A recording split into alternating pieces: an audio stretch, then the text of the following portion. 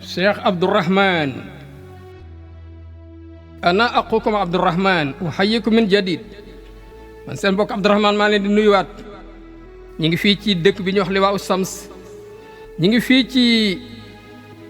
salle bii ñuy defee conférence ci hôtel bi ñuy wax Wadi Badr hôtel bu mag la. hôtel bi nag centre culturel bi nga xam ne moo nekk fii ci université Liwaa'u Shams ñoom ñoo ko moom. dañ fi organiser benn conférence bu internationale fii tey délégation yu bari teew nañ fi jóge ci mboolem goxi àdduna bi. fi ñu toll nii sax ki nga xam ne mooy conférencier bi di conférencier bu siiw di Cheikh Abdourahim teew na ji agsi na. Cheikh Abdourahim nag mooy porte parole ci armu Liwaa'u Shams moom paaka ñaari boor la ba pare nekk professeur ci faculté bi jàngale charia ak loi nekk jàngalekat encore ci benn institut Seydina Muhammad bi nga xam ñooy yëngu ci xam-xamu ngànnaay parce que islam laaj na ngànnaay pour xeex ak noon yi. ba pare de moom nekk inspecteur buy contrôler ci université bu Liwaa'u Shams ba pare nekk conférencier international. aywa Cheikh Abdourahim mi ngi noonu. bismillahi rahmaani rahim alhamdulillahi rabbil alamin ñi ngi sant borom bi tabaraka wa taala di julli ci Seydina Muhammad alayhi salaam. ginnaaw loolu di leen nuyu nag nuyu bu tedd bu barkeel di leen wax asalaamu aleykum wa rahmatullahi wa barakaatuhu. ñi ngi ñëw di leen yaatalaat di leen sant ci ni ngeen ñu wuy see ak seen teewaay bu rafet ak seen participation ci xew-xew bi bu am solo bii pour yaatal suñu gan yi nga xam ne ñoo jóge fu ne ba pare ngeen jàppandala leen bépp moyen surtout waa média bi ñi liggéey ci wàllu média ñu mën a doxal seen liggéey na mu waree. ñi ngi sant mboolem famille yi nekk ci dëkk bi ak mbootaay yi di sant autorités yi nga xam ne ñoo ñu jàppale pour ñu amal daje bu mag bi.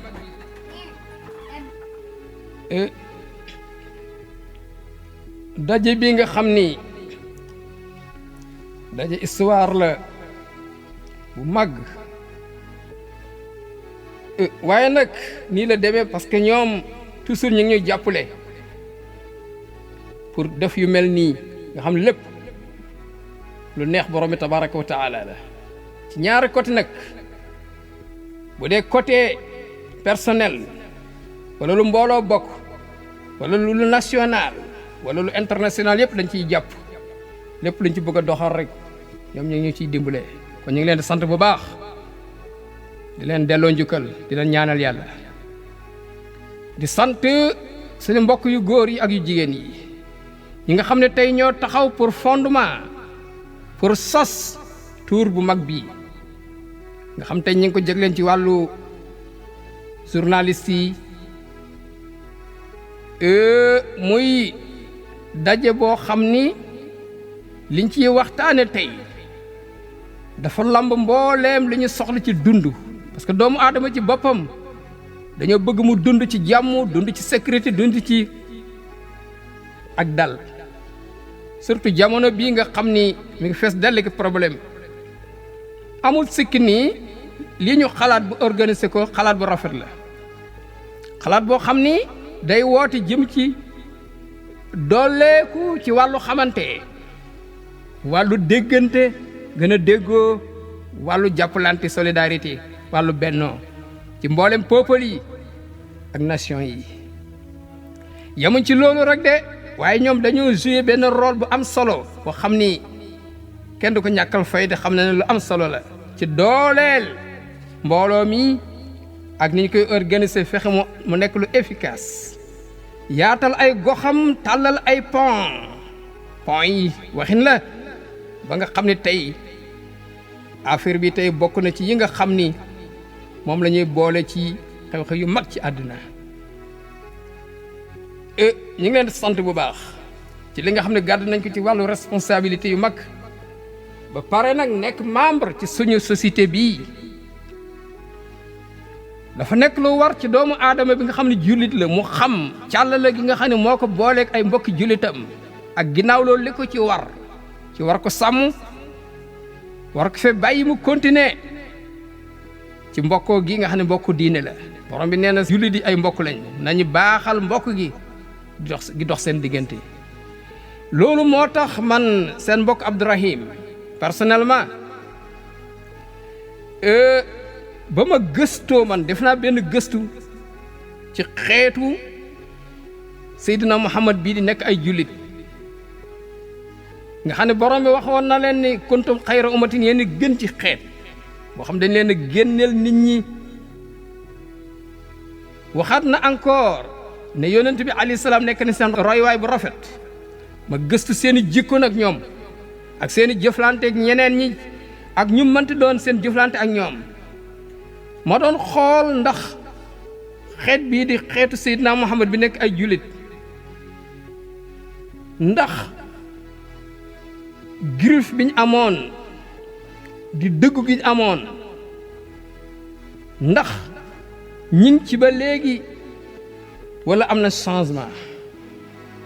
gëstu naa ci wàllu mag ñi gëstu ci wàllu ndaw ñi ak ci wàllu yaay ak ci wàllu sang yu jigéen yi ba ma defee sama gëstu gis naa résultat bi mu nekk lu bégle alhamdulilah nekk lu dalal xel nekk lu encouragé nga xam ne lépp nag mu ngi wéeru ci réalité ak ci lu am ma bëggoon rek tudd tuuti ci li jot a feeñ ci gëstu boobu premièrement ñu ngi sant yàlla ci famille bii di ummatul islamiye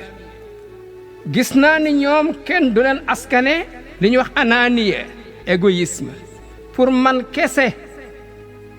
sama bopp kese déedéet ñoom gis na lu ñu am bokk ko ñëpp du caageenu encore wàllu lu jëm ci wàllu racisme déedéet ñoom raciste uñ de nekk ñu raciste ñëpp la ñemale ma am ay preuve ci yu bari mooy góor ñi toujours dañuy takk ay soxna ci yeneen famille yu bokkul ak seen famille jigéen ñi itam dañuy nangoo sëy